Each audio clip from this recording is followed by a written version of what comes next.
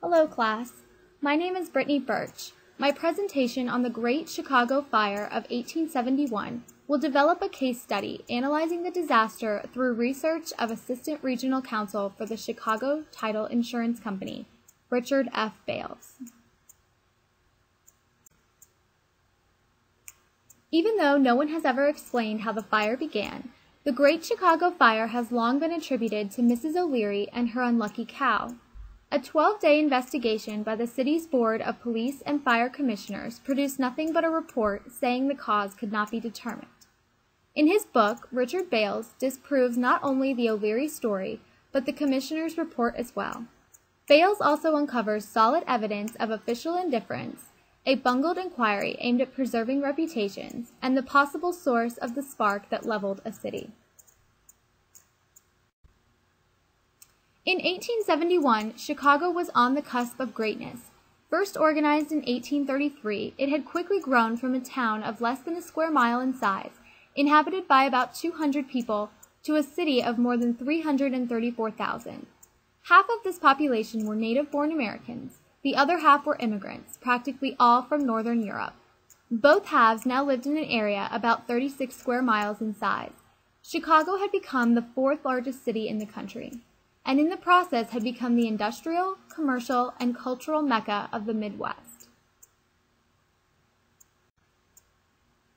Shortly after 9 p.m. on the evening of Sunday, October 8, 1871, a fire broke out in the barn of Patrick and Catherine O'Leary, who lived in the city's west side. It took only a few hours for the fire to spread to the south side of the city. At 11:30, burning debris was blown across the Chicago River and ignited a horse stable in the south side.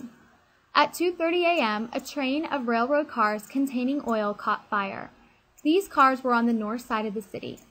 As rain began to fall, the fire was finally subdued on Monday evening at about 11 p.m. By the time the fire died out completely in the early morning hours of Tuesday, October 10th, the flames had cauterized the heart of Chicago, destroying an area approximately 3 1/3 square miles in size. As buildings were slapped together with little to no regard for fire-resistant materials or construction methods, the Board of Police and Fire Commissioners had been lobbying unsuccessfully for more fire hydrants, a limitation on the use of wood as a building material, and the elimination of the use of tar as a roofing material since 1865. In 1869, Fire Marshal Robert A. Williams recommended that the city obtain one or more floating steam engines that could be used on the Chicago River. He also suggested larger water mains be installed throughout the city. The city's Common Council failed to fund these mitigation proposals. Much of this disaster can be blamed on the lack of resources. Even though the Chicago Fire Department was very good, its force was spread too thin. The department did not have enough resources to protect a wooden city of 36 square miles. The summer of 1871 was exceptionally hot.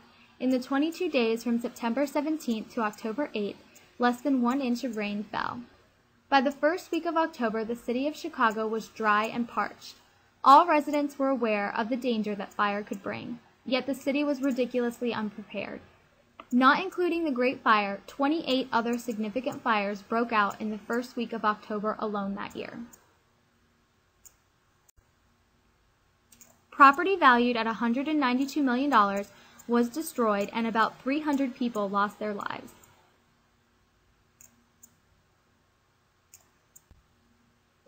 In the aftermath of the fire, people and the media pressured the Board of Police and Fire Commissioners to investigate the cause of this fire. The board responded by launching an official inquiry investigation. The investigation began on November 23rd and ended on December 12th.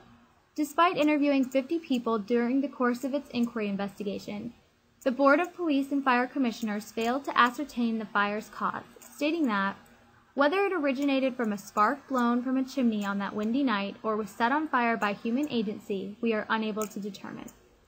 The real mystery of the Chicago fire is not its cause, but rather why fire officials chose to conduct their investigation in this manner.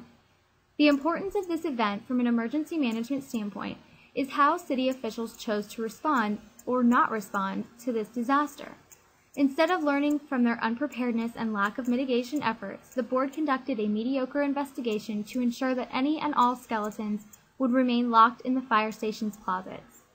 This inquiry transcript indicated that the board chose to merely exonerate the fire department rather than uncover the real cause of the disaster. The commissioners and marshals were more interested in public relations and in mending the department's tattered reputation than learning how their firemen measured up to the Great Fire. As a result, the board allowed Mrs. O'Leary and her cow to be written into the history books as the cause of the Great Fire of Chicago.